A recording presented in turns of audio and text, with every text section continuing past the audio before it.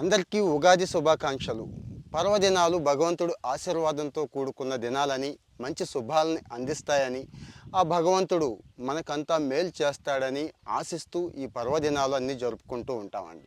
నిండు నూరేళ్ళు ఆరోగ్యంగా బ్రతుకు అనేది ప్రధానమైన ఆశీర్వచనం మన సాంప్రదాయంలో. మరి నిండు నూరేళ్ళు బ్రతుకుతున్నామా?